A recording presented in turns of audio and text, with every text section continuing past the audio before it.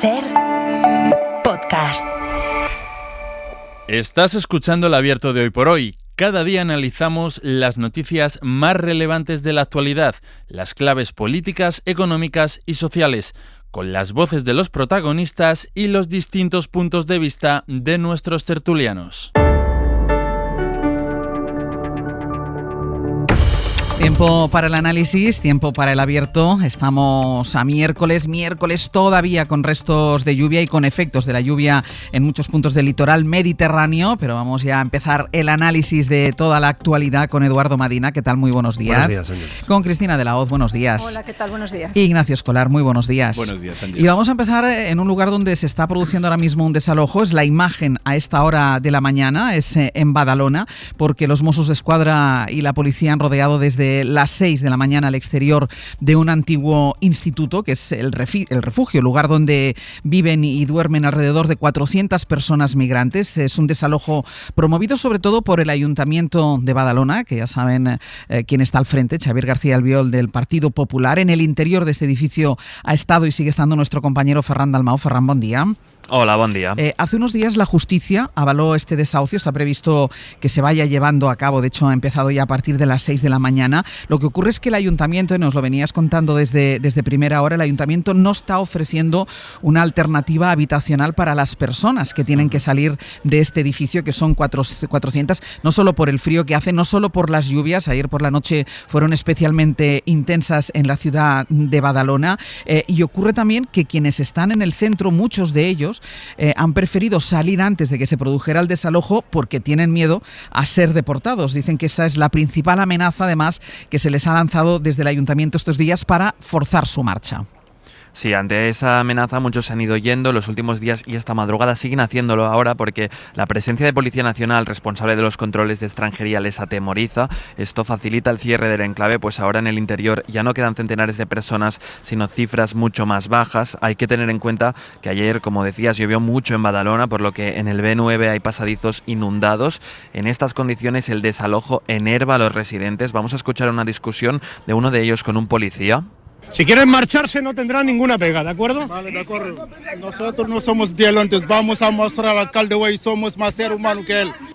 Vamos a demostrar al alcalde que somos más ser humanos que él, decía uno de los afectados. De hecho, Xavier García Albiol, del Partido Popular, acaba de publicar en las redes un mensaje, es textual: tal y como me comprometí, dice, ya hemos empezado a desalojar a los 400 ocupas ilegales. Lo dice sin tener en cuenta testimonios como el que hemos podido escuchar aquí en la SER de una residente que vive aquí pese a que tiene formación académica, es técnica de laboratorio.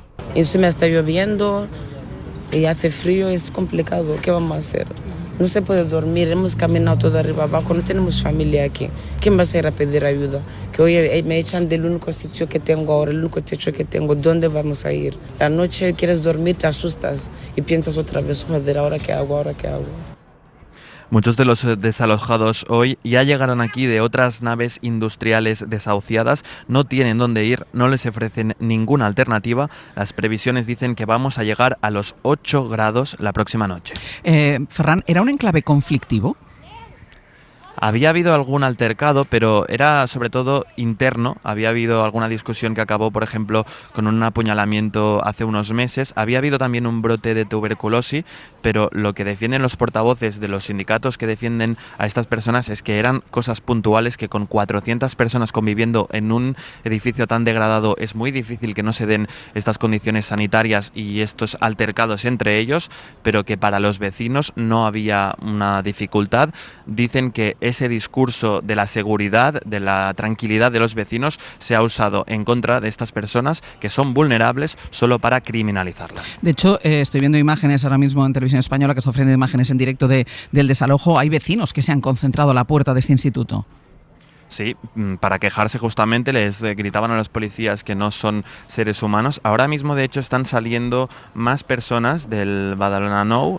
Justo estoy viendo una decena de personas que salen con carritos, con sus pertenencias.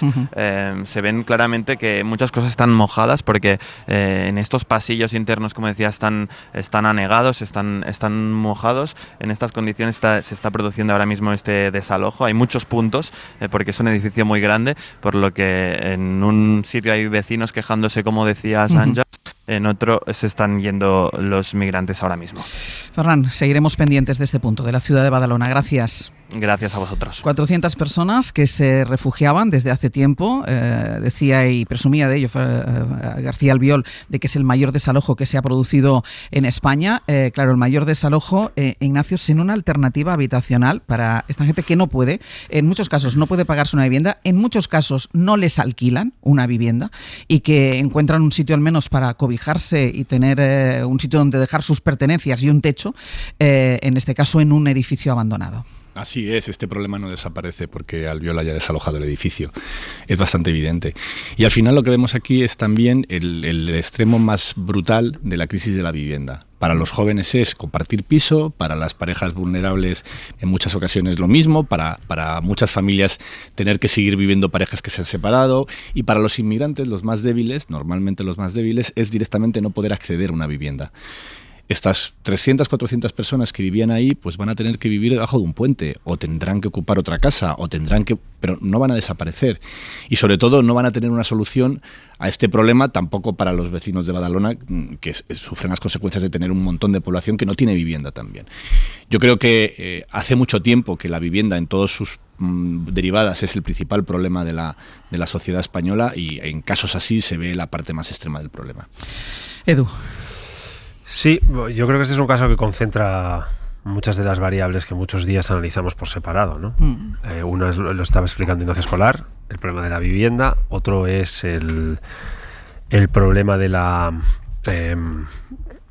ubicación en este espacio público que llamamos España de las personas migrantes. Otra es cómo funcionan los servicios sociales. Muchas de las personas que están siendo desalojadas ahora mismo en este edificio B9 de Badalona por la policía estaban en seguimiento de servicios sociales del Ayuntamiento de Badalona. Y otra es las ideologías de algún grado extremo que han ido floreciendo, y una de ellas la identifica muy bien el señor alcalde de Badalona. Todo junto en esta mañana nos ofrece una especie de elige tu propia aventura. ¿Qué quieres ver aquí? ¿Quieres ver a 400 ocupas inmigrantes peligrosos que pueden traer enfermedades y peligrosidad a Badalona, a los que hay que echar de esta ciudad de la manera que sea? Puedes ver 400 seres humanos con problemas de vulnerabilidad a los que los servicios sociales de una institución democrática debe dar respuesta. Puedes ver el objeto de un discurso de odio, que se vayan, este no es su lugar, que se vuelvan a su país. Puedes ofrecer un discurso de integración y decir, bueno, vamos a ver en qué medida los servicios sociales pueden no distinguir colores de piel, procedencias, razas, religiones, etcétera, y operar con arreglo a criterios de derechos humanos. ¿Cuál es nuestra respuesta ante lo que nos ofrece la escena de Badalona? Bueno, cada uno elegirá lo que quiere ver. El alcalde ya ha elegido. Yo elijo ver 400 seres humanos, elijo ver financiación de servicios sociales a la altura de las necesidades, y en este caso hay una evidencia de necesidad en la ciudad de Badalona, una importantísima ciudad en términos de todo, pero también de población en Cataluña. Y elijo ver que el discurso de la dignidad humana es invulnerable e inviolable por ninguna otra circunstancia. Y estoy en espera de que el alcalde de Badalona, 35 años después, me convenza lo contrario. Recordemos que el eslogan con el que se presentó Cheve García Albiol era Limpia Badalona, limpiaremos Badalona. La cuestión de un desalojo, que yo creo que muy probablemente fuera necesario, porque hay que ver en qué situaciones pueden estar 400 personas en un antiguo instituto, entre otras cosas por unos enormes... por una cuestión incluso de higiénico-sanitaria para ellos. Es decir, yo creo que era insostenible que 400 personas estén ocupando un instituto vacío en cualquier ciudad de España. La cuestión es que el desalojo lo único que hace es posiblemente desplazar el problema a otro sitio, a otro momento, a otro lugar. Exacto. Esa es la cuestión, porque lo decíais aquí, estamos hablando de una serie de personas que no van a desaparecer. Que a lo mejor algunas están, lo ignoro, si están en proceso de expulsión, si están, como se ha comentado, en seguimiento por los servicios sociales del ayuntamiento, pero que alguna alternativa les tienes que dar. No se podían quedar en un instituto, no se puede, eso digamos, la alternativa de dejar que se queden en el instituto yo creo que tampoco era viable. Sinceramente tampoco creo que tuviera ningún tipo de viabilidad y que podía generar una situación, insisto, de una vulnerabilidad y de una situación de miseria y de mal vivir en un edificio vacío que imagino sin agua, sin luz y sin el mínimo de comodidades. Pero claro, la cuestión es ¿cuál es el plan B? El plan B, después, una vez los desalojas, que yo entiendo que... Pero el plan B es que los vas a tener en la calle. Algunos pueden irse a otras localidades, es decir, el problema se puede desplazar a otros puntos, incluso fuera de Badalona, pero muchos de ellos se van a quedar en Badalona. No desaparece el problema. El problema no desaparece porque las personas no desaparecen. Por mucho que nos empeñemos, por mucho que haya mensajes en los que vamos a limpiar determinadas cosas, los problemas no desaparecen porque las personas no desaparecen. Y mucho menos personas que no tienen otras opciones. A lo mejor cualquiera de nosotros podríamos tener una opción. Ellos no las tienen. No la tienen, son no gente tienen que no tienen ni siquiera red familiar, lo decía una de las afectadas, decía, yo no tengo a nadie aquí. Es que no tienen opción más que la asistencia por parte de los poderes públicos, incluso por la propia cuenta que le trae a esos poderes públicos, tener atendida una población que si tú la dejas desasistida puede ser un foco. No estoy hablando de seguridad en términos de seguridad interior, de seguridad ciudadana, sino de otras cuestiones de seguridad para la población. Y hablo, pues, no sé, estamos en mitad de una epidemia de gripe tremenda, ¿no? Estamos en mitad de una situación, esta gente necesita asistencia médica, necesita poder comer, necesita poder alojarse en un sitio donde haya calefacción. Si fuera tan sencillo el tema de la inmigración, me imagino que se hubiera ya diseñado un modelo válido. Pero la cuestión es que los desalojas, yo creo que bien desalojados, de una situación imposible, pero a cambio tiene que haber un plan B. ¿Ibas a decir algo, Edu? No. Pensaba que ibas a decir algo. Pues dejamos aquí esta cuestión, vamos a estar muy pendientes. De momento no se está produciendo ningún incidente, está siendo un desalojo tranquilo, pero la imagen refleja perfectamente lo que han dicho los tres analistas de esta mañana. Es gente saliendo de un edificio con sus pertenencias, echando a andar por la calle, sin tener un sitio donde poder ir. Son 400 personas que no tienen un techo y que ahora empiezan a caminar por las calles de Badalona buscándose ellos mismos una alternativa, la alternativa que no les da la persona que decide este desalojo, que en este caso es el alcalde de Badalona. Hacemos una pausa y seguimos.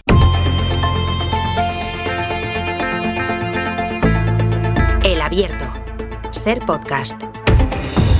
En el Abierto, Eduardo Madina, Cristina de la Hoz e Ignacio Escolar. Desde primera hora de la mañana también les estamos contando. Una de las cosas era el desahucio que se está produciendo ahora mismo, el desalojo de ese instituto en Badalona. Y la otra noticia de la madrugada ha sido ese paso más que ha dado Donald Trump en su desafío a Venezuela, con consecuencias que todavía no podemos calcular. Es en todo caso una decisión que intenta cortocircuitar la economía venezolana y que algunos analistas consideran más propia de actos de guerra, porque el presidente de Estados Unidos ha anunciado de madrugada un bloqueo naval total a los petroleros venezolanos sancionados. Pablo Morán, buenos días. Hola Ángeles, buenos días. A nadie se le escapa que el petróleo es el recurso vital para Venezuela, aunque la clave de esta historia, de esta amenaza, está en los matices, Pablo, porque el anuncio afecta a buques sancionados, los de la llamada flotilla oscura. Pero Trump no se ha ahorrado, en la noticia que ha dado él mismo, el lenguaje belicista. Se ha referido a su armada desplegada en el Caribe como la mayor de la historia, y el gobierno de Maduro habla de una grotesca amenaza para quedarse con sus recursos. Claro, lo que hace Trump es atacar exactamente la principal fuente de financiación del chavismo, que es el petróleo. Lo poco que produce, porque, te contaba el dato a las 8, en noviembre apenas produjo el 1% del petróleo que se consumió en todo el mundo, a pesar de tener las mayores reservas del planeta.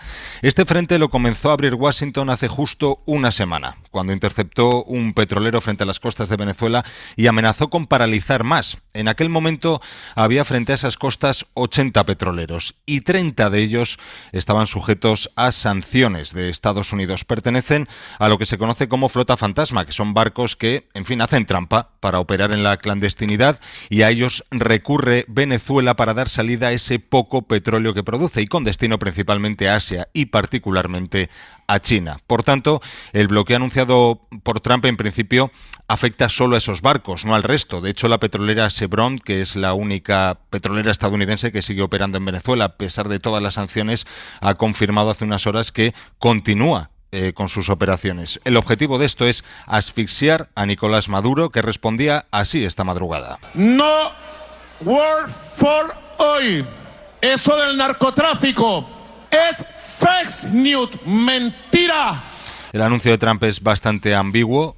Como decías, Ángels, no aclara cuándo va a empezar ese bloqueo ni el alcance que va a tener, pero confirma que en Venezuela hay algo que le interesa a Trump mucho más que la lucha contra el narcotráfico. Esta nueva medida está enmarcada en toda esa batería con la que Washington, con la que Donald Trump ha ido incrementando la presión contra Maduro. Recordarán que habló de operaciones encubiertas en suelo venezolano, que desplegó al ejército por mar, pero es que incluso decretó, sin tener ninguna competencia para hacerlo, el cierre del espacio aéreo en Venezuela. ¿Cómo quedó eso? ¿En qué situación está ahora mismo? Bueno, pues que Venezuela sigue siendo una isla. Te puedo contar la situación en directo. El mapa de seguimiento de los vuelos en directo, en ese mapa se ve cómo las aerolíneas siguen sorteando en este momento el espacio aéreo de Venezuela. Desde la primera alerta, las aerolíneas de la Administración de la Aviación Norteamericana hace casi un mes lo vienen haciendo. Y en estos momentos, Ángels, como te decía, Venezuela sigue siendo una isla. Digo... desde la primera alerta, porque hace unas horas la FAA ha reiterado esa alerta, poniendo atención particular a uno de los aeropuertos de Venezuela en los que se seguían operando algunos vuelos, el de Maiquetía, pero ese cierre del espacio aéreo declarado unilateralmente por Trump, pues sigue teniendo efecto en estos momentos, además. Pablo, gracias. A ti, hasta luego. Claro, la ambigüedad de esta nueva amenaza dificulta calcular los efectos que pueda tener, los efectos económicos y los efectos geopolíticos, pero si hay una cosa que es evidente, Edu, es la impunidad con la que actúa Donald Trump, que hace lo que quiere, declara lo que quiere, amenaza lo que quiere sin tener que dar explicaciones a ningún organismo. Sí, y además, de manera unilateral, dice, bueno, por el robo de nuestros activos, exacto, incluyendo terrorismo, narcotráfico y trata de seres humanos, declaramos a Venezuela como un estado terrorista, y al declararlo como estado terrorista nos permitimos a un bloqueo total y completo de buques petroleros sancionados si entran o salen de Venezuela. Y ya está. Y dice que se está candidando a Venezuela con nuestros activos, que es una amenaza para la seguridad de Estados Unidos, después de todas las imágenes que hemos visto a lo largo de estos últimos meses de disparos contra lanchas en el Caribe, que supuestamente son narcotraficantes que llevan droga hacia...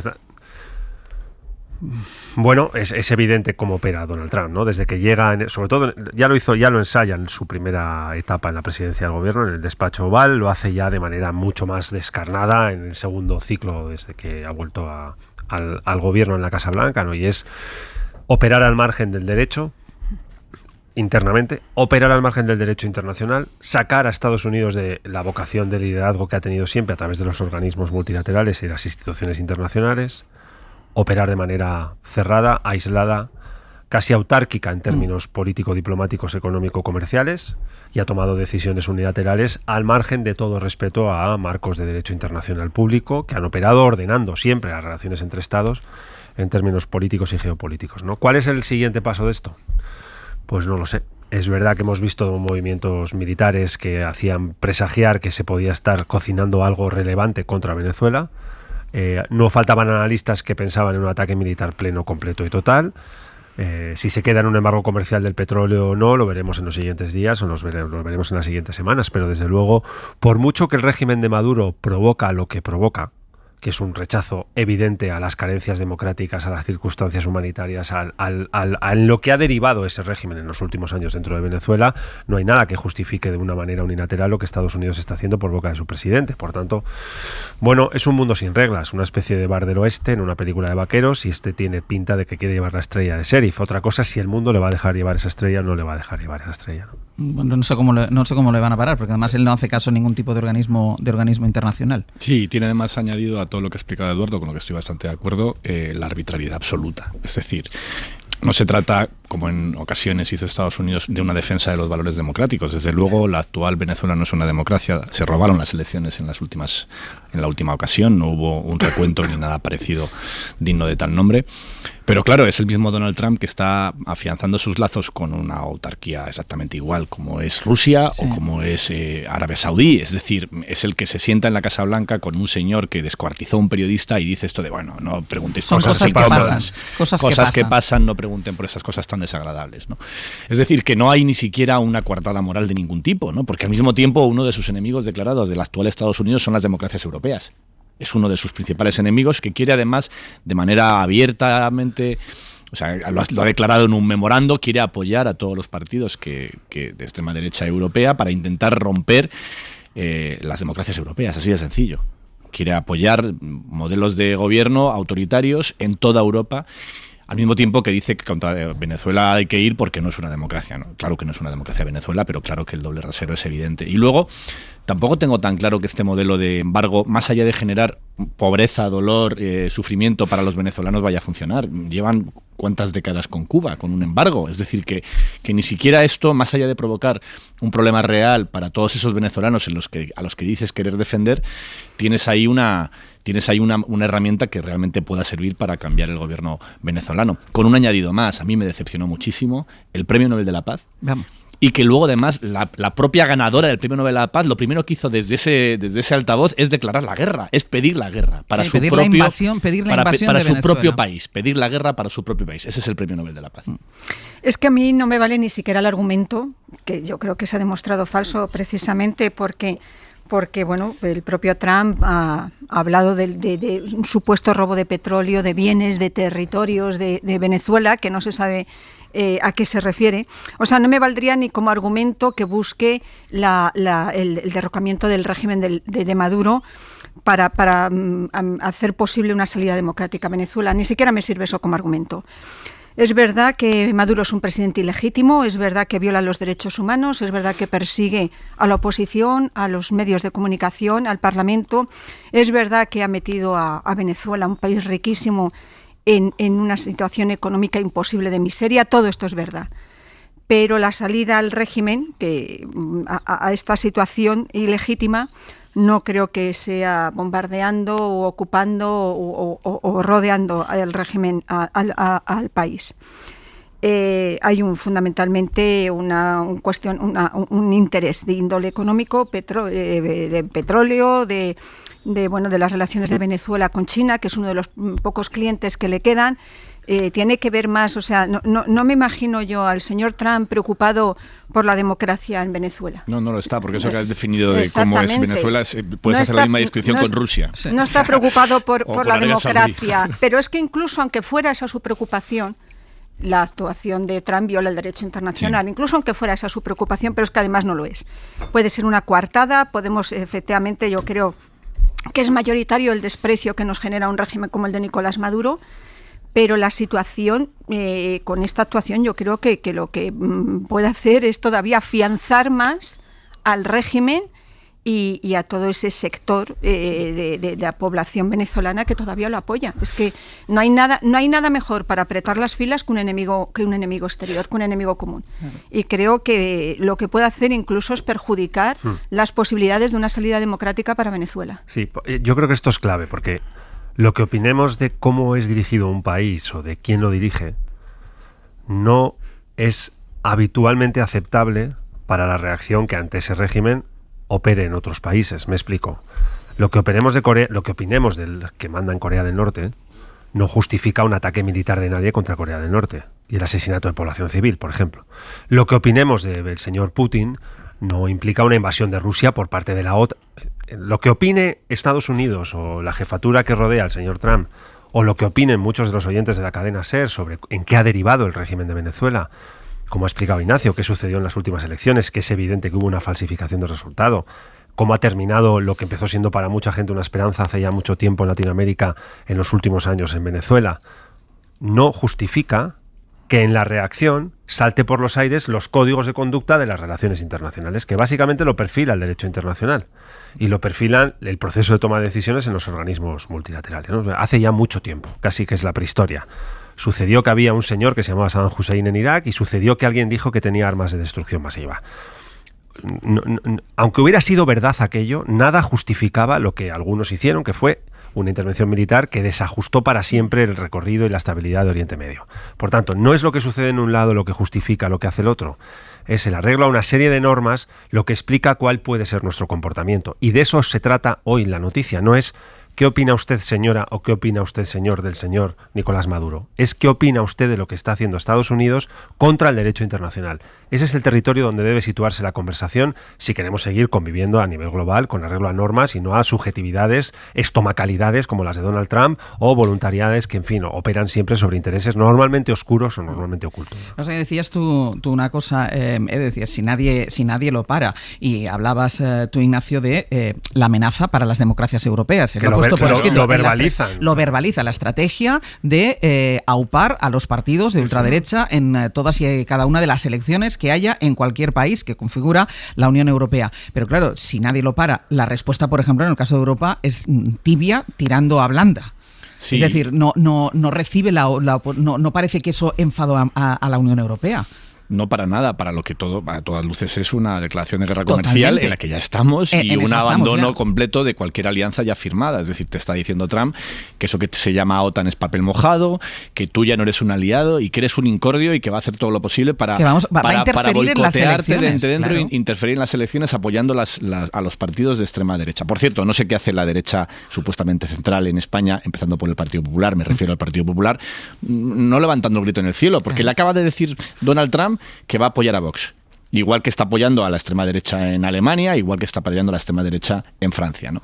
Pero claro, el problema también es que en breve tendremos, en poco tiempo tendremos elecciones en Francia, que muy probablemente pasará lo que acaba de pasar en Chile, muy probablemente, y que es muy difícil tener unidad en Europa cuando ya esos partidarios de Trump, contentos con esas injerencias de Trump, empiezan a controlar grandes países europeos, ya tienen Italia.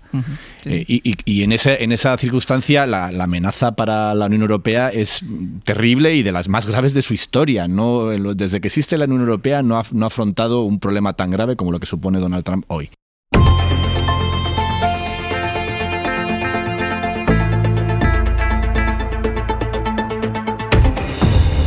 En el abierto, Eduardo Madina, Cristina de la Hoz, Ignacio Escolar.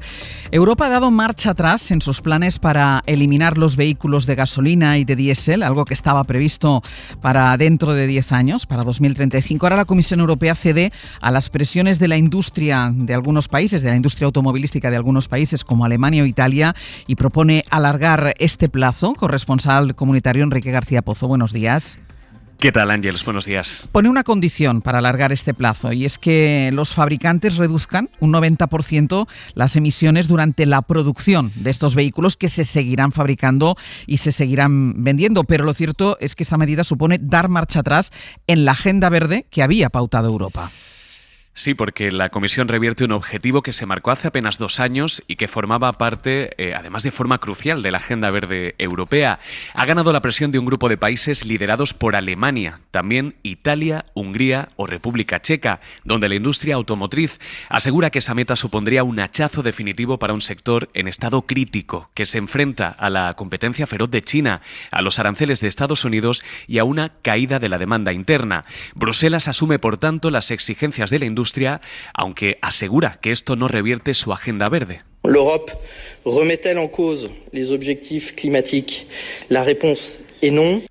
Lo decía ayer el vicepresidente Séjourné, que argumentaba que la decisión se ha tomado por pragmatismo. Se podrán seguir, por tanto, fabricando vehículos de combustión, pero se exigirá a cambio una reducción sustancial, el 90% de emisiones contaminantes. Por tanto, tendremos una producción limitada de esos coches y además, para compensar las emisiones contaminantes que se mantendrían, es decir, un 10% de lo que tenemos ahora, Bruselas plantea a la industria que fomente el uso de combustibles ecológicos o el uso de acero con bajo contenido en carbono fabricado en Europa. Es decir, se van a introducir medidas que buscan resultados menos contaminantes y además con sello europeo.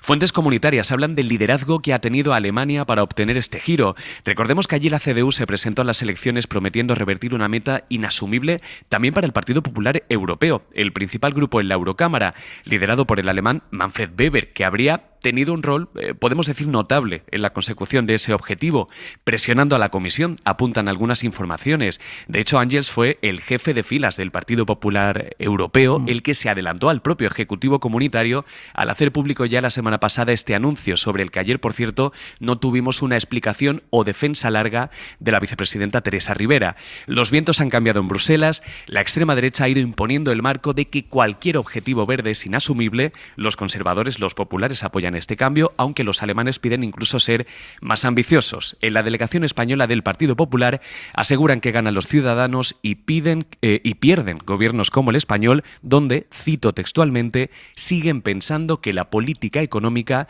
debe supeditarse al mantenimiento de una absurda y sectaria política climática. Gracias. Hasta luego, Enrique.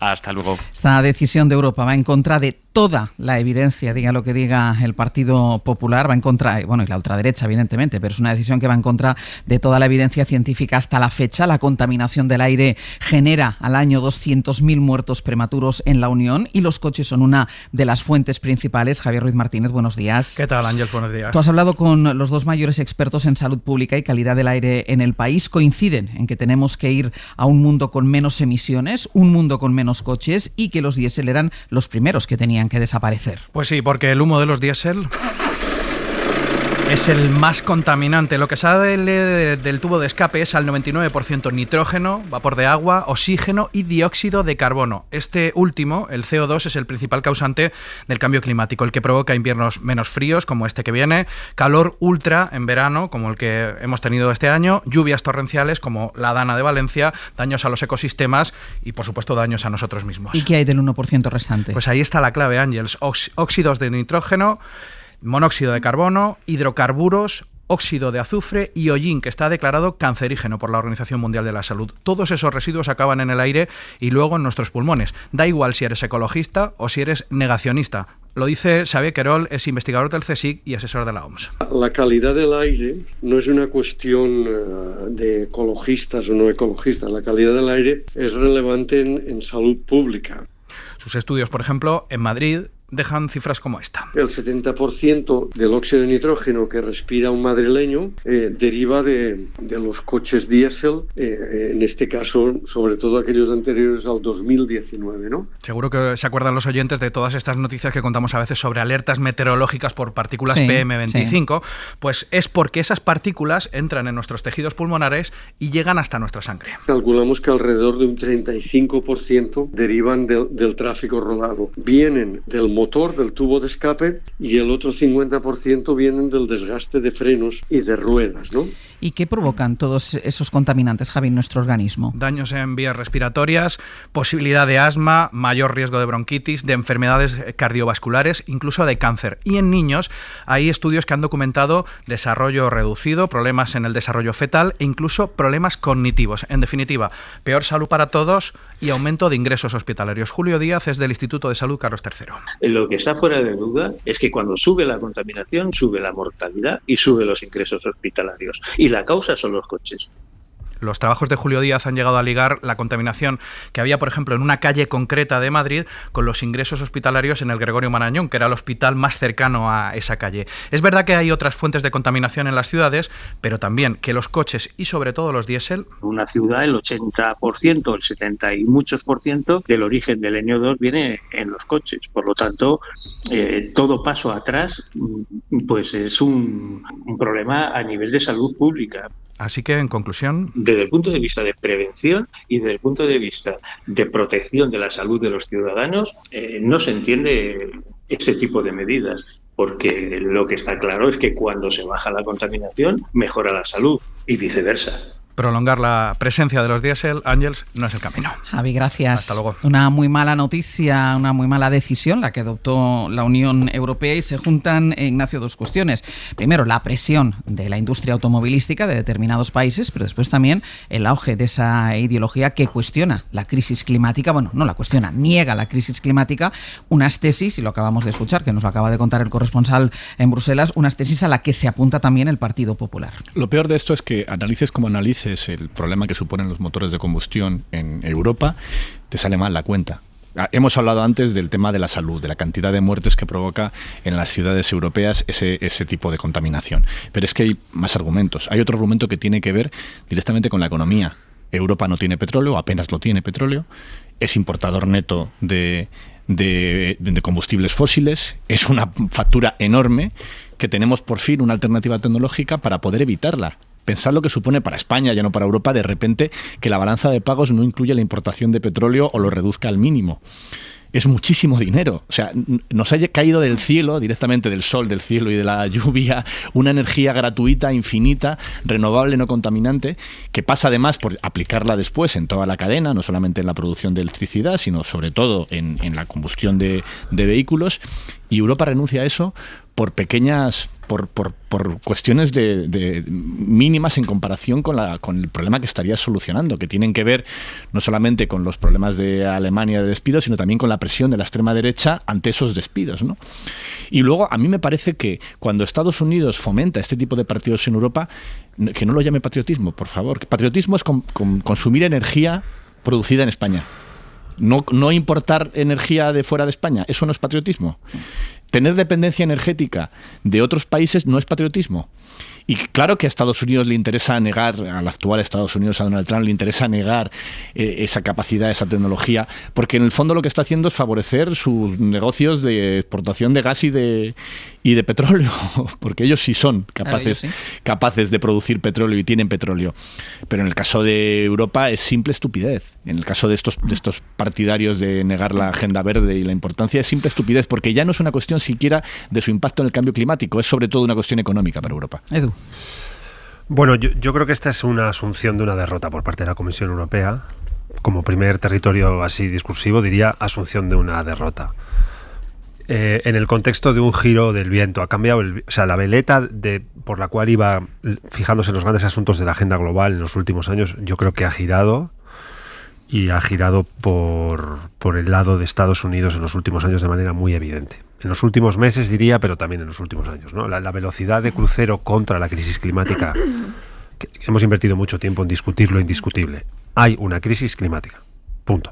Producto de la acción del hombre en la manera en la que produce y en la manera en la que se desplaza, con un impacto en clima y en huella de carbono que ha deteriorado el clima que habita el ser humano en el planeta Tierra. Y no parece discutible 25 años después, que llevamos ya discutiendo de lo indiscutible, ¿no? Bueno, y vamos a una, yo creo que significativa velocidad, transformando en nuestra forma de estar, de producir y de movernos contra esa crisis climática, tomando medidas, cambiando en una transición energética a variables estructurales de nuestra manera de estar, nuestra manera de producir, nuestra manera de comprar y de vender y de desplazarnos. Y de un tiempo a esta parte ese viento ha girado, y hay vientos reactivos que han dicho, hemos ido demasiado rápido y demasiado lejos en la agenda verde, hace falta ir más lentos, dar un paso atrás y priorizar otro tipo de variables. Por ejemplo, las de la producción autónoma. Estados Unidos está un poco en eso, ¿no? Es prioritaria la protección de la industria estadounidense, y da igual que esta tenga más o menos impacto en clima, porque tenemos un problema de competitividad en una escala global con nuevos players globales, como por ejemplo China, los productores del sudeste asiático, India, etcétera, y no podemos seguir compitiendo así. Y algo se ha filtrado en el ambiente en Europa. Y florecen con cada vez más apoyo espacios ideológicos que cuestionan la existencia de una crisis climática y que cuestionan la velocidad de la agenda hacia el Green New Deal, este aspiracional europeo de decir, vamos a ser competitivos industrialmente y vamos a ser neutros en impacto medioambiental. Impacto cero, competitividad industrial con capacidades propias para no depender de terceros actores. Parecía un buen territorio hacia el que avanzar.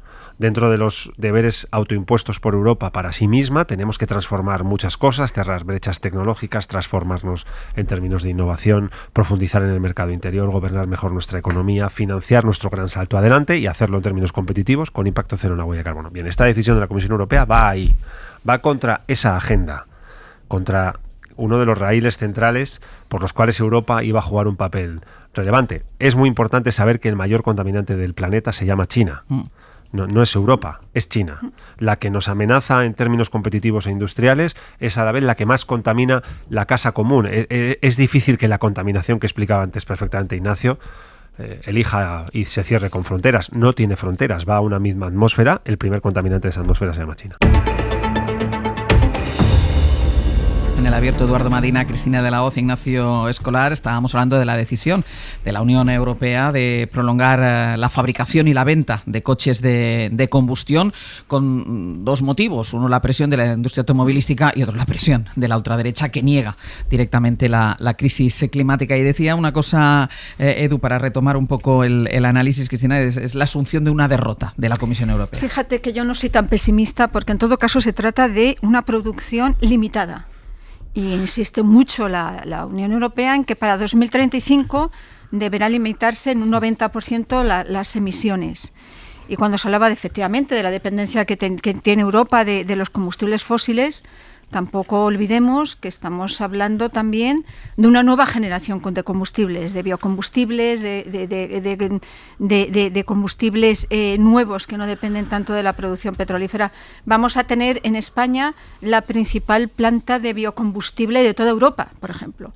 Es decir, que tanto no podemos pensar tampoco en esos automóviles de combustión que gastaban 30 litros cada 100 kilómetros. Es una tecnología que también ha ido evolucionando, pero que en todo caso se limita.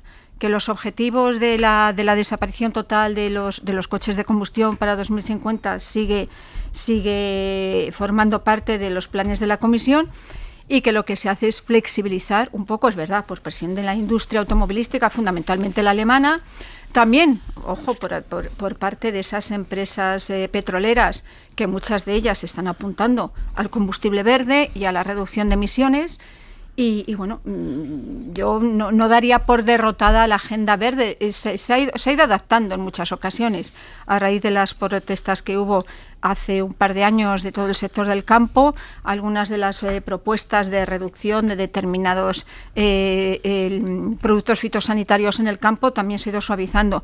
Pero yo no daría por totalmente derrotado esa agenda ni el plan a largo plazo de que tiene Europa de eliminar la combustión. Y luego es evidente que también está la competencia china automovilística, que es potentísima. Yo estuve, lo comentaba antes fuera de micro, yo estuve recientemente ahí en China. Ya tienen la mitad del parque automovilístico eléctrico. Es verdad que esa contaminación terrible de las ciudades chinas se ha aliviado mucho, y es un gigante enorme, y yo creo que sería huir del principio de realidad, y lo digo también por los miles de puestos de trabajo que la industria automovilística genera, entre otras cosas, en nuestro propio país, que somos una potencia de componentes y en el sector automovilístico. Creo que sería huir del principio de realidad, pensar que podemos seguir con una agenda independientemente de lo que está pasando a nuestro alrededor y de los principales competidores que nos amenazan. Sí, pero fíjate que eso que es cierto, lo que comentas de que en realidad no ha sido un giro definitivo, sino que reducen del 100 al 90% el objetivo de no emisiones. Que no soy tan pesimista. Ya, pero el problema está en que en el momento en que tú has asumido que tu compromiso ya no vale, ¿qué palabra tienes para forzar a la industria a dar esos pasos? Porque, total, si dentro de 5 años en otro entorno político donde probablemente habrá más gobiernos a favor de tumbar la agenda verde, que lo vas a reducir un poco más. Es decir, ya no solamente es un problema de lo que has reducido ahora, sino de que tú mismo te has cargado tu palabra, de que tú mismo ese compromiso y esa línea roja que habías puesto te la has saltado, con lo cual el mensaje para toda la industria es: no tengáis prisa. Y en fin, yo creo que la industria automovilística tendría que tener prisa, pero por otro motivo, es que el coche eléctrico no desaparece, va a ser chino, pero no desaparece. China, que sí, es cierto, como decía Eduardo Madina, es el principal contaminante, el país más contaminante del mundo, sí que está haciendo los deberes en este asunto. Al menos en el coche eléctrico, la apuesta industrial y estatal por esa tecnología es absoluta, y allí, desde luego, van a llegar al 2035 con un 100% de coches eléctricos, sin ninguna duda. Aquí no. Pero no solo el mantener ese tipo de puertas abiertas, lo que provoca es que para el propio sector, que tiene que hacer inversiones muy caras, muy onerosas, pues se encuentran con que qué sentido tiene si total lo van a flexibilizar otra vez. Yo es que creo, de todas maneras, que a diferencia de ti, Ignacio, no creo que al final la Unión Europea haya admitido que su programa no sirve, sino que, bueno, lo adapta a unas circunstancias muy concretas y muy específicas. Lo que pasa es que nunca como ahora había habido tantas voces en contra de esta agenda verde en Europa. Eso es. Claro, eso también es cierto. Es decir, que lo que podríamos, apuntándome a tu no pesimismo, que no optimismo, pero a tu no pesimismo, puedes decir, bueno, vale, de acuerdo, ahora solo es esto, pero claro, yo creo que nunca los negacionistas del cambio climático habían tenido tanta representación en un núcleo de decisión vital como es Europa. Es que yo creo que no tiene ya solo que ver con el cambio climático. La agenda verde evidentemente persigue eso, ¿no? Y el pacto verde, sino que tiene que ver con unas circunstancias específicas de la propia industria. Cuando hablamos del coche eléctrico, España tiene muchas, no tenemos puntos de cargas, seguimos teniendo enormes dificultades para animar a los ciudadanos a que compren un coche caro un coche que no saben dónde cargar,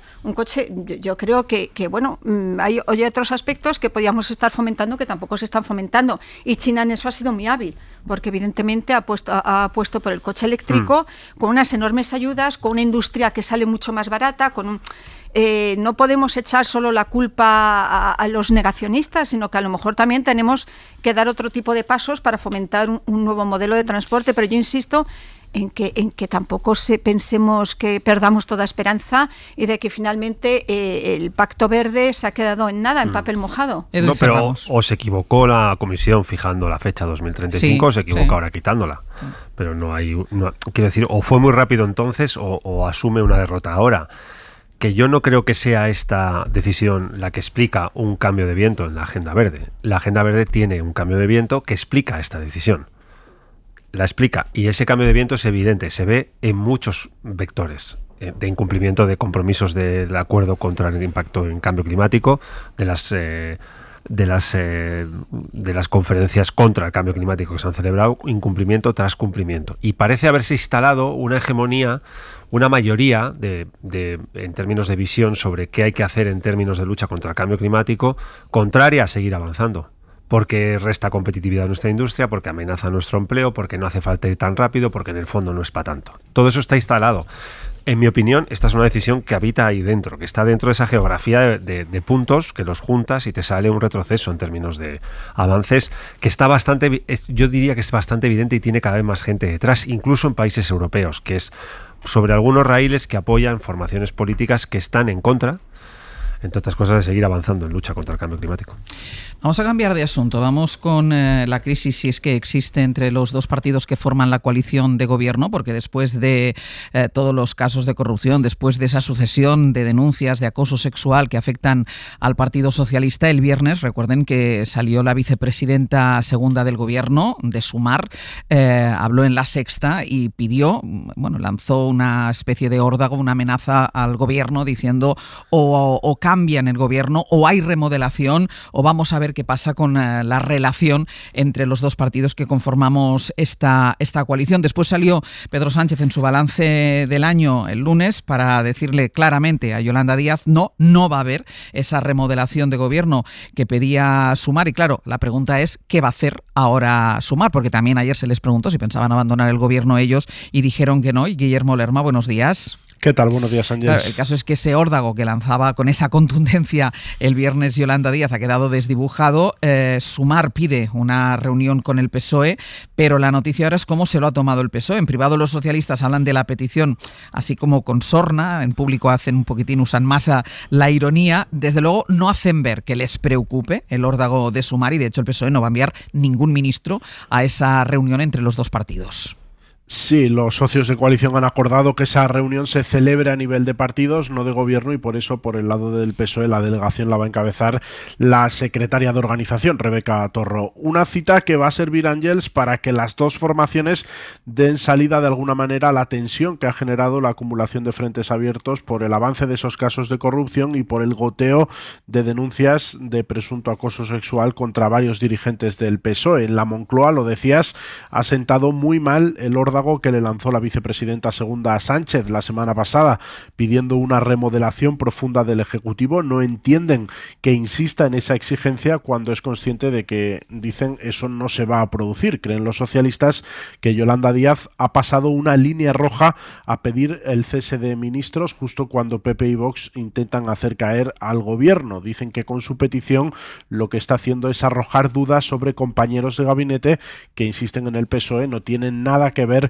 con esos escándalos. Celebran que la líder de Sumar haya rebajado ahora todo a una reunión urgente sobre la que ayer, lo decía Ángels, ironizaban en público algunos ministros del ala socialista. Todo mi respeto y todo mi cariño para Sumar y para la vicepresidenta del gobierno, Yolanda Díaz. No tengo más que buenas palabras y buenos pensamientos. Lo que se trata es de ofrecer sacrificios en el altar. No sé si tampoco en la propuesta que hace la señora Díaz se incluyen los ministros de Sumar. No sé si también hay que remodelarlos a ellos. Bueno, decía, una reunión. Por supuesto, nosotros es que casi me atrevería a decirle que es que las reuniones con Sumar son a diario.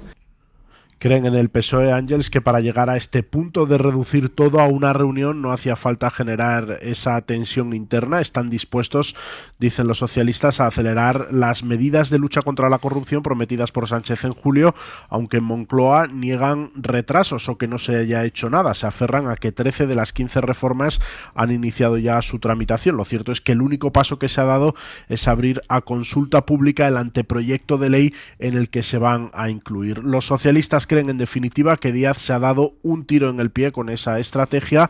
Le recuerdan en privado algunas voces que nadie en el PSOE se planteó pedir una remodelación de Sumar cuando, por ejemplo, estalló el caso contra Íñigo Errejón. Guille, gracias.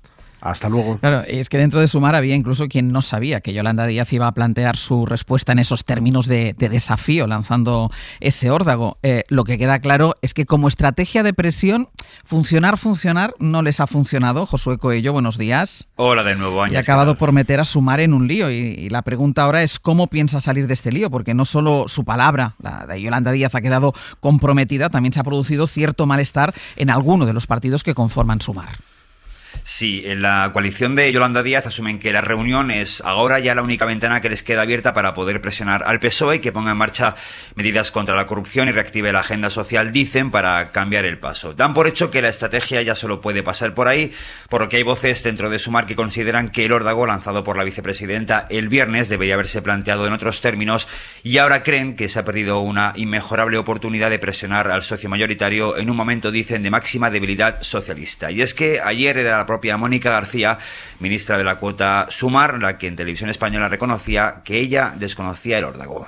Yo personalmente, me vas a disculpar, pero es que ayer estuve 7 horas reunida con los sindicatos y no conocía ese ultimátum. Dicho esto, es que Sumar lo conformamos los partidos de la coalición de Sumar, lo conformamos Más Madrid, Izquierda Unida, Los Comunes, Compromís, lo conformamos esa suerte de partidos. Precisamente algunos de estos partidos, como Izquierda Unida, Más Madrid o Compromís, nos dicen que tampoco sabían el contenido preciso del órdago. Sí sabían que Díaz iba a lanzar un mensaje contundente en La Sexta, pero desconocían exactamente qué tipo de mensaje y creen que una mejor coordinación hubiera tenido otro impacto. Es más, Ángels, algunos dirigentes de algunos de estos partidos de Sumar nos dicen que si das un paso así y amenazas así, no puedes pasar de pedir una crisis de gobierno a conformarte con una reunión.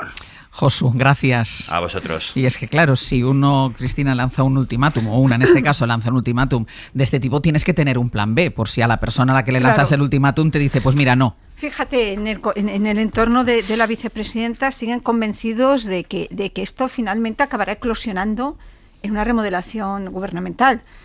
La reacción de la vicepresidenta, y tenemos que recordar que fue acompañada con un goteo posterior de posiciones muy críticas por parte de RC, por parte de Junts, por parte del PNV. Ojo, del PNV y de Bildu, PNV-Bildu, que han sido los socios más fieles de Sánchez, que en ningún momento le han puesto ninguna dificultad, han empezado a levantar la voz con una situación que existe. Es verdad, se empieza a extender la sensación de que esto no aguanta más allá de 2026. Esa es la sensación que tienen los socios de gobierno y los socios parlamentarios del PSOE.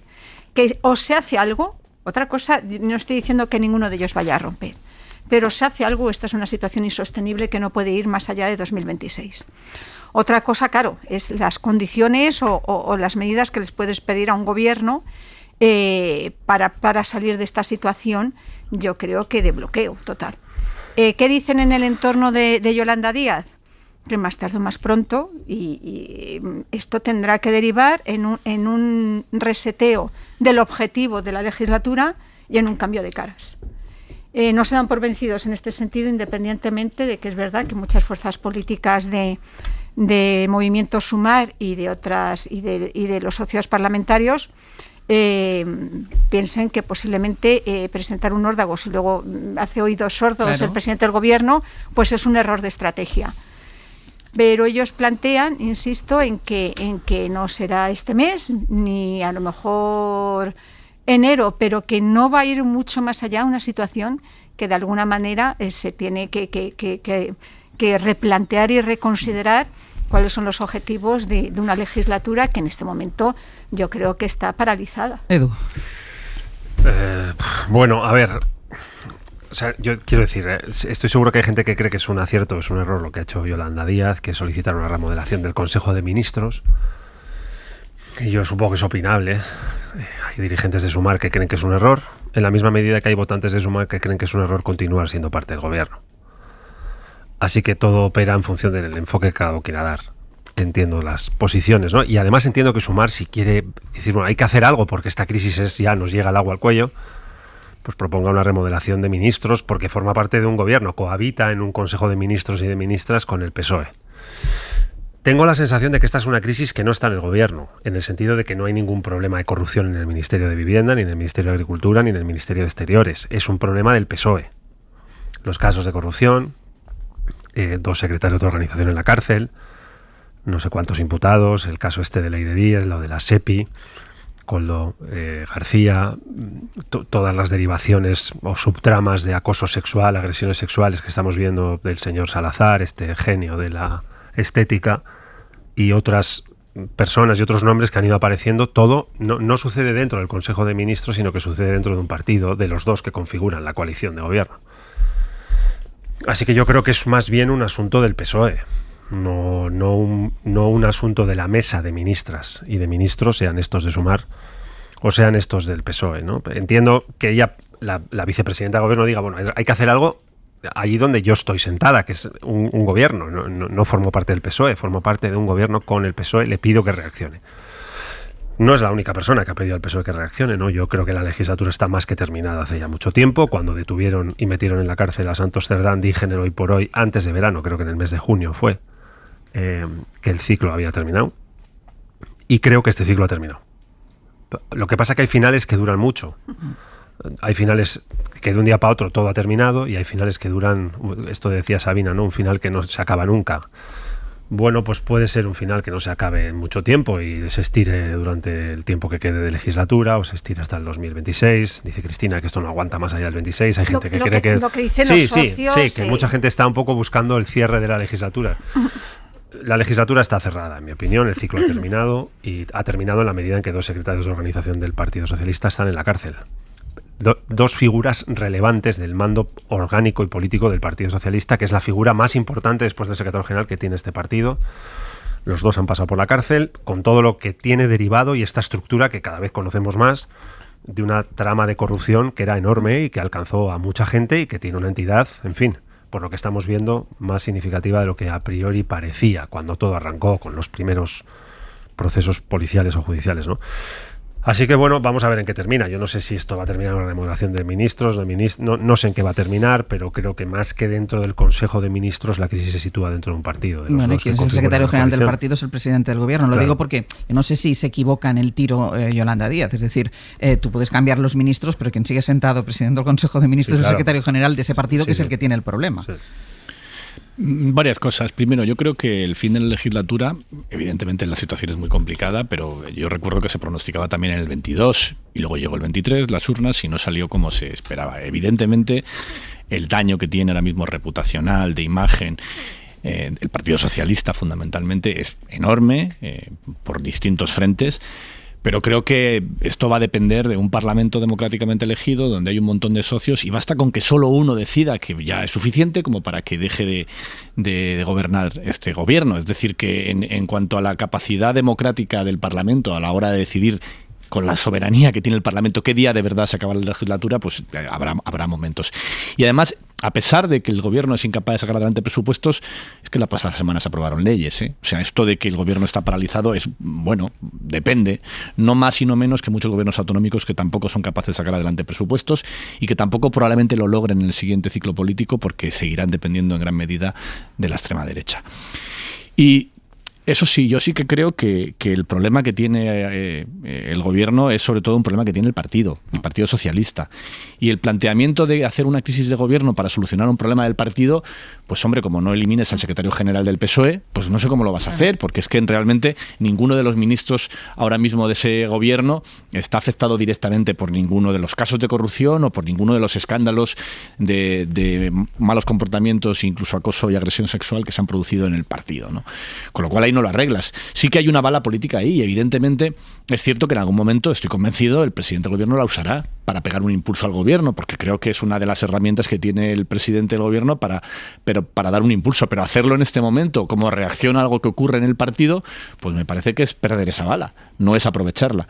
Y entiendo al mismo tiempo el malestar de Sumar, porque a Sumar le pasa una cosa. Es verdad que tiene una situación muy complicada dentro del gobierno, pero también creo que la inmensa mayoría de sus votantes, no hablo ni de sus militantes ni de sus dirigentes, que también no quieren que caiga el gobierno. No lo quieren.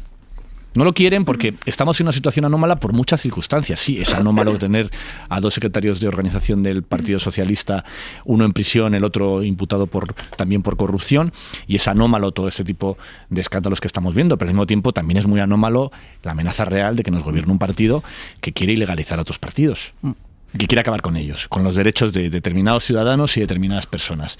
Y que la alternativa de gobierno a este gobierno dependa de esa anomalía es lo que permite que en una situación que en normalidad democrática provocaría la caída del gobierno, pues no lo haga. Porque muchísimos votantes, muchísimos diputados, en fin, es que basta con uno de los 350, es que en realidad está muy repartida la responsabilidad y la decisión está muy compartida de manera unánime a que el gobierno siga.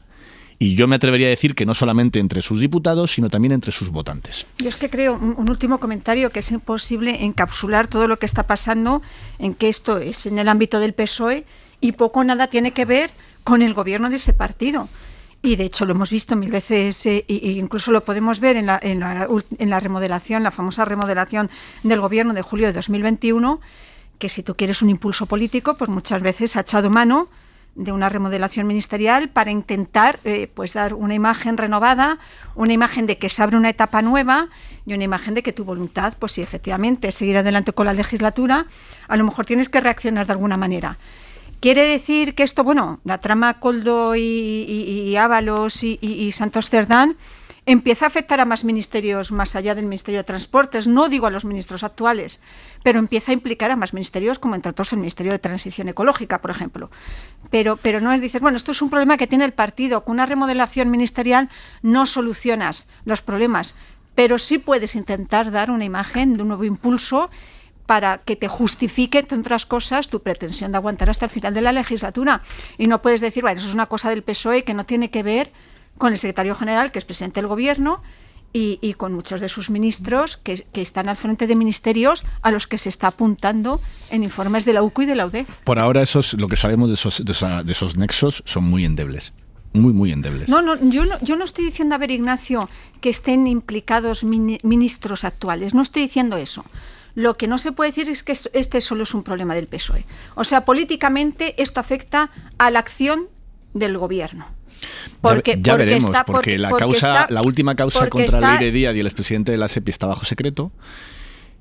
Hay las pocas cosas que sabemos de ella. Efectos de opinión pública y de imagen. Pero si hablamos de opinión pública y no de hechos, a lo mejor hasta te doy la razón. Estoy hablando a efectos de que tú quieras trasladar. A efectos de opinión pública, este gobierno es ilegítimo desde el 23. No me refiero a eso. A que tú quieras trasladar a los ciudadanos.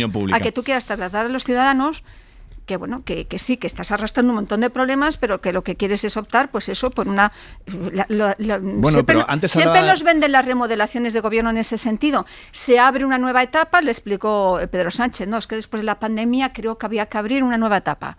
Pues tú dices, estamos en una etapa en la que estamos todos los días en los medios de comunicación, no precisamente por temas de gestión, sino por temas de corrupción, de acoso sexual, de tramas que nos sorprenden día a día, y lo que yo necesito es dar un nuevo impulso a mi gobierno. Yo te doy la razón. La opinión publicada cree que este gobierno, una parte de la opinión publicada, le pone un 40%, le pone un 0 al presidente del gobierno y querría que fuese encarcelado. No te digo ya que dimita. Eso es así. Pero hay una anomalía en la opinión publicada. ¿Por qué Isabel Díaz Ayuso, que tiene su gobierno 1000 problemas, igual de graves o más que los que tiene este gobierno, pues está aplaudida por determinados medios de comunicación? Y eso genera, además, hablaba antes de la anomalía de la extrema derecha. Yo creo que hay un desgaste hay una anomalía también. Judicial. Hay una anomalía judicial. Porque para mí no es igual Santos Cerdán que Begoña Gómez. Es que ni se parece. Y en un caso veo una persecución judicial injusta y en otro un caso de corrupción. Y en mezclar ambas cosas genera entre una parte de la sociedad y del electorado una sensación de injusticia. Mira, dos cosas. Yo creo que hay que tomar nota. Dos cosas que me quedan por contar, porque en esta situación, y sobre todo por los casos de acoso sexual, por las denuncias de acoso, no tanto por la corrupción, que afectan al Partido Socialista, está especialmente afectado el Partido Socialista en Galicia, el PSDG, y ya escuchamos como José Ramón Gómez Besteiro, como su líder reconocía que conocía las denuncias que había sobre el expresidente de la Diputación de Lugo. Radio Galicia, Ricardo Rodríguez, bo día. Bo día, Ángels. Y Besteiro está cada vez más cuestionado porque cada vez es más evidente que sabía lo que estaba pasando. Sí, anoche en un programa de televisión en 4, la madre de una de las presuntas víctimas relató cómo Tomé Roca le ofreció a su hija un trabajo fijo en el concello de Monforte, una plaza de funcionaria a cambio de sexo, y explicó también cómo se lo trasladó a la dirección del partido en Galicia, en concreto a Besteiro, el pasado 7 de octubre, y que él la animó a denunciar porque le dijo que no podía hacer nada más. Que bueno, que no hacía falta estudiar, porque entraba en la oposición si a él le salía de los huevos. Le dijo si estaba dispuesta a todo por una oposición. Si tú quieres trabajar en el Ayuntamiento de Monforte, una plaza, te tienes que acostar conmigo. Ante este testimonio, el partido en Galicia ha emitido un comunicado de madrugada. Lo que el viernes era una tercera persona con la que Besteiro se reunió.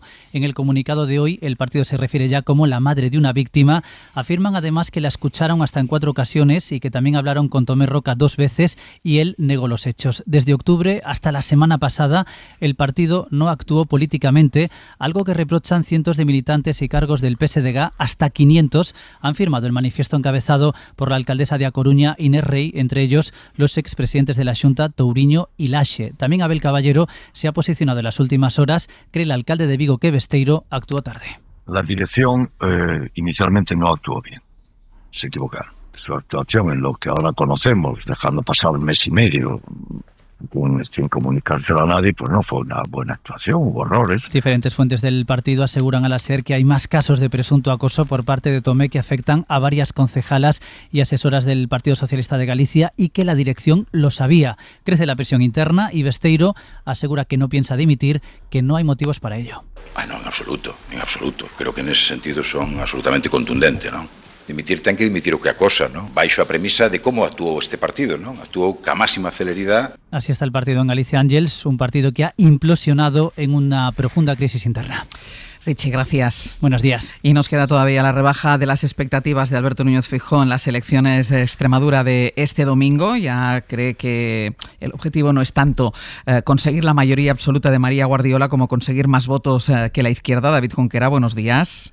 Hola, buenos días. Lo que Feijóo intenta es no solo contener unas expectativas que lleva alimentando desde hace tiempo y que difiere de lo que dicen las encuestas, sino también reducir el impacto que provocaría entre los populares el hecho de tener que negociar finalmente con la ultraderecha.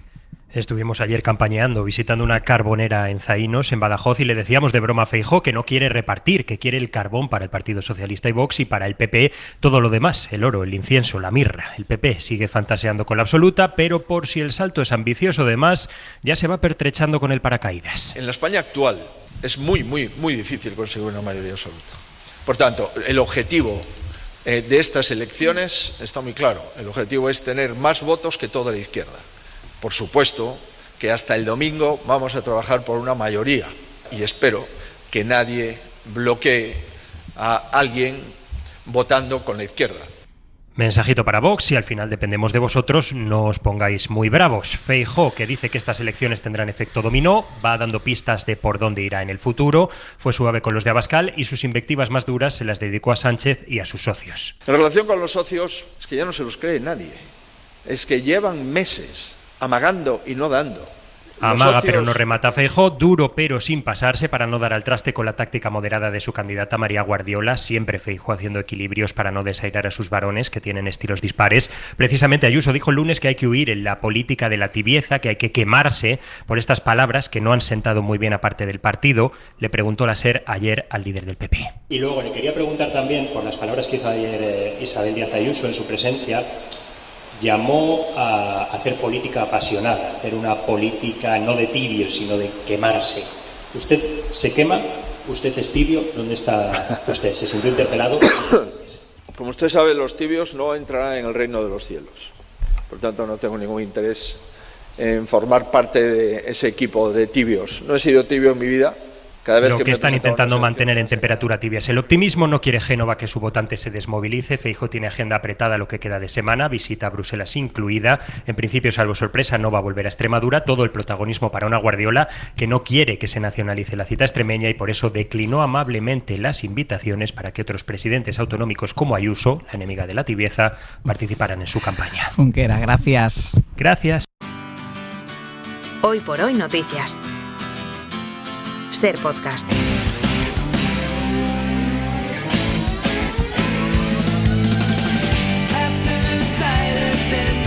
Vamos a ir terminando el abierto. Sergio Castro, Pepe Rubio, buenos días. Muy buenos días. ¿Por dónde vamos a ir ahora? Vamos a dar paso en breve en el Rincón y la Esquina a Marta Sanz y Manuel Delgado, como miércoles que es. Hoy hemos elegido el tema de las borracheras. Es verdad que lo vamos a hablar en su parte más seria, pero también en aquella que nos permite hablar de algunas historias que al final, con el paso del tiempo, pues eso, ¿no?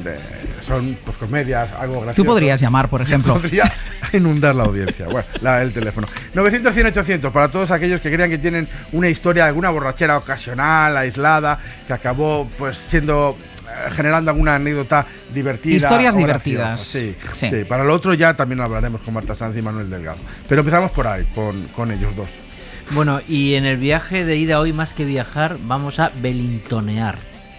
Belintonear es un verbo que se creó durante el franquismo y parte de la democracia, porque era la gente que iba a la casa de Vicente Alessandre, que estaba en la casa de Belintonia, que la va a recuperar a la Comunidad de Madrid, y la va a convertir en la gran casa de la poesía. Vamos a viajar su vida, la vida de Vicente Alessandre, pero es que Vicente Alessandre prácticamente por un cuestión no salía de salud, de casa. No salía mucho de casa, pero todos los poetas del 27 iban a su casa, sus compañeros, y él no se pudo exiliar porque no pudo huir. Se tuvo que quedar en su casa, hizo exilio interior y así. Y terminamos la charla esta mañana reuniéndonos con Sara Salamo, directora, actriz, pareja del jugador de fútbol del Betis, Isco Alarcón, porque sobre él ha hecho un documental que está en los cines, en el que repasa los 7 meses de lesión de este jugador. Pues oye, muy bien todo lo que nos queda por delante. Eduardo Madina, Cristina de la Hoz, Ignacio Escolar, feliz semana y si nos veo, feliz Navidad. Igualmente. Adiós. Para no perderte ningún episodio, síguenos en la aplicación o la web de la SER, Podium Podcast o tu plataforma de audio favorita.